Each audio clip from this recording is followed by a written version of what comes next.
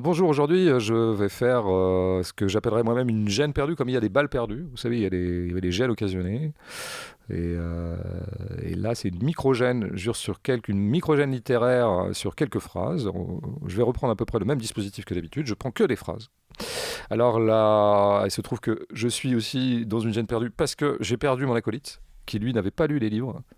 Donc il se sentait pas forcément disposé à commenter les phrases, que je trouve tout à fait normal.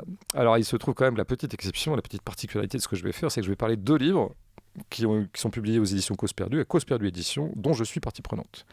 Donc c'est une espèce d'auto-promotion, mais c'est aussi une façon de continuer à travailler. Il n'y a pas de raison qu'on ne se penche pas stylistiquement aussi sur les livres qu'on publie. Évidemment, on est un peu jugé parti, je vais dire plutôt du bien de ces livres. Alors le premier, c'est La vie d'Abdel de Ilza Ammar, c'est un premier roman. Ilza Ammar, c'est une autrice d'un peu plus de 40 ans. Et je vais tout de suite commencer par la première phrase. J'aurais pu en prendre beaucoup parce que ce livre est rempli de phrases extrêmement marquantes. Mais voici celle-ci, c'est d'ailleurs une double phrase, page 54. Ces mots claquaient comme on gifle un patron, elle embrassait comme on se venge de ses parents et jouissait d'une balle dans le dos. Alors il y a quelque chose là qui pourrait s'apparenter à ce qu'on pourrait appeler une formule. Or, ceux qui me suivent un peu savent que je ne suis pas toujours très très client des formules en littérature. Pourquoi ? Qu'est-ce que je reproche aux formules ? Je reproche aux formules de faire entendre le libellé même des mots et d'étouffer le réel, c'est-à-dire de verrouiller le réel sous, disons, la splendeur d'un agencement verbal.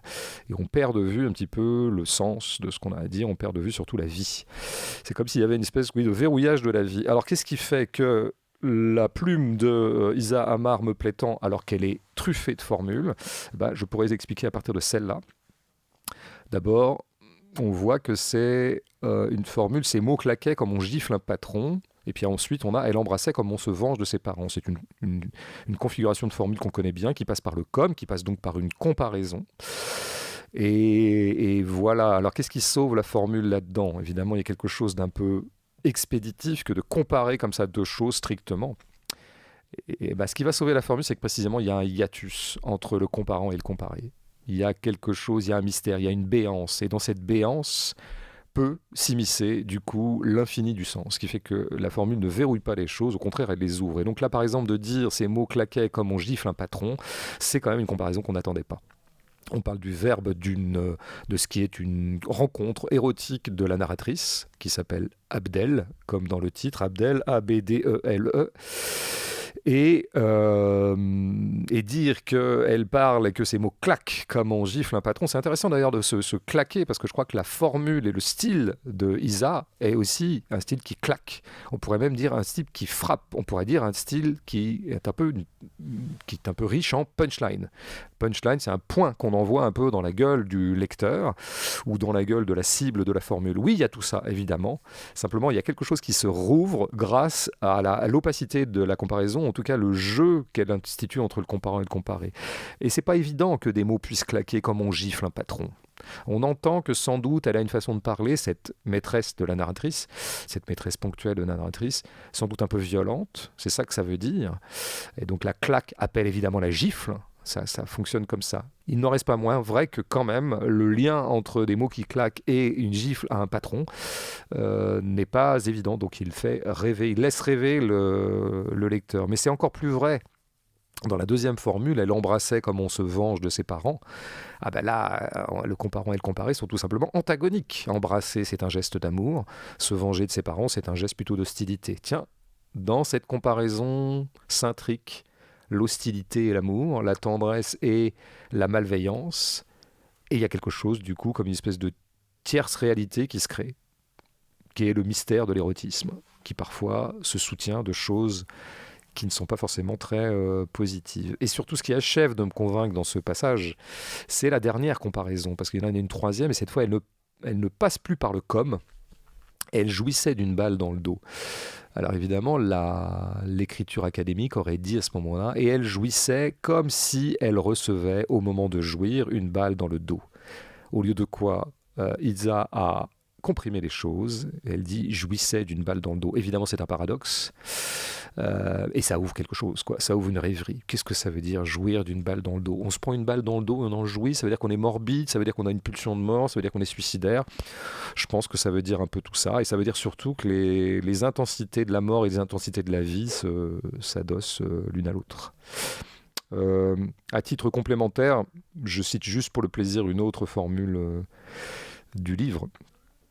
La page 55, pour ceux qui l'auraient sous la main. Cet été-là, ma jeunesse était verticale comme un doigt, profonde comme un rire, à découvert comme mon conte. Là, c'est pareil, on sent bien que l'agencement de la phrase est presque suspect. C'est presque trop huilé pour être tout à fait honnête. Et on a l'impression que les mots jouissent de leur propre allégresse et oublient un petit peu la justesse. Et pourtant, quand on regarde de près, alors tout est bien. Tout est intéressant, parce que tout est mystérieux et tout est opaque. Qu'est-ce que ça veut dire, par exemple, cet été-là, ma jeunesse était verticale? C'est intéressant, ma jeunesse était verticale. Alors là, vraiment, je ne sais pas exactement ce que ça peut vouloir dire. Était verticale comme un doigt. Alors c'est quoi un doigt vertical? Ça veut dire un doigt d'honneur? C'est un doigt tendu? Et donc sa jeunesse était verticale parce qu'elle était rebelle, révoltée, elle disait merde au monde? En fait, je ne sais pas. Je ne sais pas, et j'aime beaucoup ne pas savoir. Après, on a quelque chose de plus classique et profond comme un rire. Même si je suis toujours content qu'on rappelle, et la vitaliste Isa le rappelle aussi, qu'il n'y a rien de plus profond que le rire et que la joie. Donc c'est intéressant. Et puis à découvert comme mon conte. Ça c'est intéressant. Qu'est-ce que c'est qu'une jeunesse à découvert? Bah oui, c'est une jeunesse qui manifeste la précarité, la revendique, l'assume. Il y a quelque chose de profondément précaire dans la jeunesse. Et elle est donc à découvert, elle est totalement ouverte sur le monde. Et du coup, cette formule devient elle-même ouverte sur la vie. Donc je ne sens pas la gêne que je peux ressentir par rapport à certaines formules, à savoir la claustration. Je sens quelque chose qui s'ouvre en permanence. Ce qui serait le cas aussi d'une autre formule que j'ai relevée, page 136. Le gardiennage du vagin, c'est le vrai temps plein non rémunéré. Bon, alors ça c'est un truc qu'on avait remarqué dans une gêne littéraire, c'est la fameuse formule qui utilise le « c'est ». Alors le c'est un présentatif et c'est très assertif. Hein. Vous posez une espèce de stricte identité entre ce qui précède le c'est et ce qui le suit. Et donc ça laisse pas beaucoup de jeu, quoi. Le gardiennage du vagin, c'est rien d'autre, ni plus ni moins que le temps plein non rémunéré. C'est extrêmement dogmatique, extrêmement affirmatif, donc ça, c'est assez dérogatoire à une littérature ouverte comme on aime la promouvoir. Oui, mais le problème c'est que, comme d'habitude, Itza s'en sort par le génie de la formule et par la sophistication du sens qu'elle est en train de mettre en œuvre. Elle est en train de parler, en fait, à ce moment-là, c'est encore Abdel qui parle, puisque la narration se partage entre Abdel et Adèle, qui est sa sœur restée en Algérie. Et Abdel, elle, qui est montée en France, qui s'est installée en France, à un moment, un espèce d'entretien d'embauche. Et évidemment, le mec qui mène l'entretien d'embauche, ou quelque chose de cet ordre-là, en profite pour la draguer. Et insinue que peut-être la meilleure façon d'obtenir le job serait qu'elle passe à la caisse, comme on dit trivialement. Et donc elle en déduit que décidément c'est compliqué pour une femme. Et elle appelle ça le gardiennage du vagin. Quelle belle formule, très triviale, mais qui appelle un chat un chat. Il faut se protéger, il faut se sécuriser parce qu'on est en permanence assailli. Et pas forcément parce qu'on est une bombe, mais parce qu'on est une femme et que donc on est l'objet d'un certain nombre de prédations. Et c'est intéressant qu'elle dise c'est le vrai temps plein non rémunéré, quoi. C'est un job à plein temps, elle aurait pu dire c'est H24. Et c'est intéressant qu'elle remarque que c'est non rémunéré. Je crois percevoir une espèce d'accent Bernard Friot dans cette formule. Bernard Friot qui nous a toujours expliqué qu'il ne fallait pas confondre l'emploi et le travail. L'emploi, c'est le travail rémunéré. Mais il y a plein de travaux qui ne sont pas rémunérés, notamment du côté de la condition des femmes. On parle souvent de la charge mentale, par exemple. Tout un tas de travaux qui sont plutôt dédiés aux femmes et qui ne sont pas rémunérés. Eh ben, le gardiennage du vagin pourrait s'ajouter à cette somme de travaux. À peu près dans le même genre d'idée, vous avez page 143, une autre formule construite à peu près sur la même base. Une sœur, un sac, un scooter, c'est les 3 droits fondamentaux que chacun devrait avoir à la naissance. Bon, alors c'est pareil, là on a le c'est très assertif, en plus on est quand même en train de nous expliquer, bon, voilà, c'est comme ça la vie, il faudrait 3 droits fondamentaux, donc c'est extrêmement affirmatif, extrêmement pushy. On peut dire que d'une certaine manière, Isa nous saute à la gorge un petit peu avec ce genre de formulation, mais qu'est-ce qui la sauve là-dedans? C'est qu'il y a aussi une petite disjonction entre droits fondamentaux, que chacun devrait avoir à la naissance, c'est vraiment très très solennel, et les droits fondamentaux en question, qui sont d'abord non pas liberté, égalité, fraternité, non pas des grands mots comme ça un peu creux, mais un sac, un scooter, c'est-à-dire des choses extrêmement pratiques. Et c'est très vrai, en plus on se dit finalement avec un sac, un scooter, on est embarqué dans la vie, quoi. Si on a ça, on peut circuler, on peut avoir ses affaires avec soi grâce au sac, et puis ça suffit. Et puis il y a une autre incongruité qui fait tout le sel et le génie de cette formule, c'est une sœur, bien sûr. Avoir une sœur serait un droit fondamental que chacun devrait avoir à la naissance. Bon, alors, tout le livre, pardon, repose sur la sororité réelle, hein, factuelle et sanguine entre Abdel et Adèle. Et Abdel est très contente d'avoir une sœur, c'est Abdel qui parle à ce moment-là. Et c'est intéressant ouais, d'envisager qu'il faudrait pour chacun revendiquer une sœur, parce qu'une sœur, ça vous aide. Enfin voilà, je renvoie au livre pour voir tous les bénéfices que comporte d'avoir une sœur. Et c'est vrai que d'avoir une sœur, c'est pas mal. Moi, j'en ai eu une, par exemple, et je crois que ça a beaucoup façonné ma personnalité, notamment une grande sœur.